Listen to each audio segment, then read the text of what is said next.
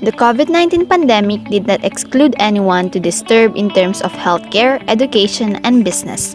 It doesn't care if you are from developed countries such as the United States, Singapore, and Hong Kong, to developing countries like the Philippines, Vietnam, and Thailand, or even to those less developed ones like the Niger, Central African Republic, and South Sudan.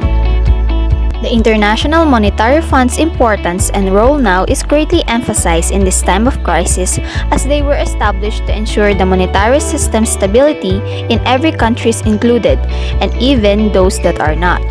With that said, we can't help but to ask, what is the role of International Monetary Fund in these chosen countries of different classes?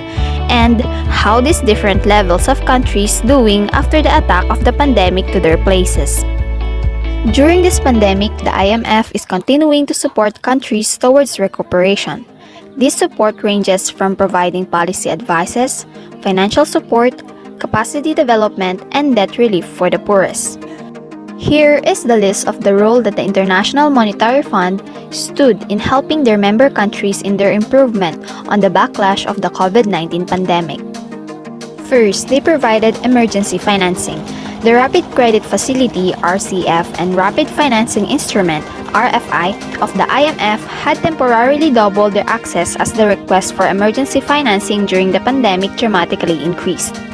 This emergency financing was directed to their 80 member countries in lieu with their other lending arrangements.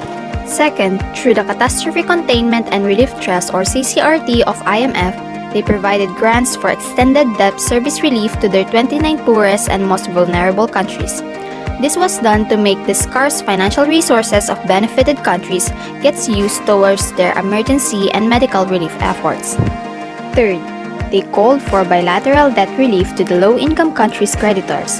Since the managing director and president of World Bank saw the constraint given by the pandemic to their low-income member countries, they asked for suspension of debt service payments on March 25, 2020. Fourth, they called for a new special drawing rights or SDR allocation of $650 billion.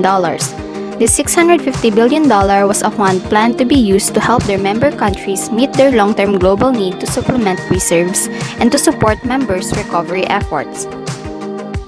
Fifth, the IMF approved the SLL or Short-Term Liquidity Line to enhance liquidity and to further strengthen the global financial safety net.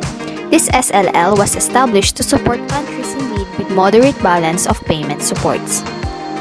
Sixth, the IMF adjusted the existing lending arrangement to its member countries for the purpose of accommodating urgent new needs that is arising during the pandemic.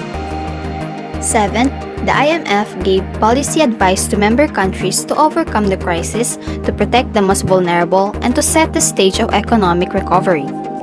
Lastly, the IMF is giving real-time policy advice and capacity development to over 160 countries to address urgent issues on cash management, financial supervision, cybersecurity, and economic governance.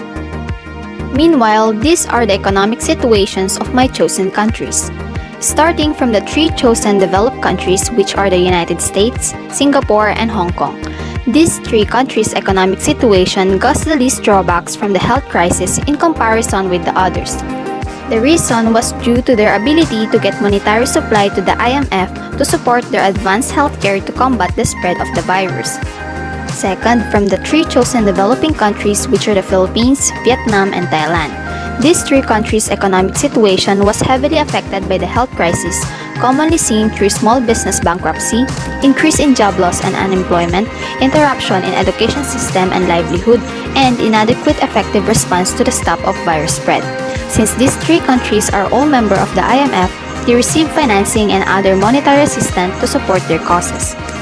Lastly, for the three chosen less developed countries, which are the Niger, Central African Republic, and South Sudan, they were the ones who gained the most backlash of this COVID-19 pandemic, starting from their healthcare, employment, livelihood, education, and business sectors. Since some of them are not part of the IMF, they could not avail a fast monetary assistance, thus making them a bit left out in the worldwide combat to COVID-19. But nevertheless, they still partly gained from the IMF reconstructed response to needing countries while improving their poor economy.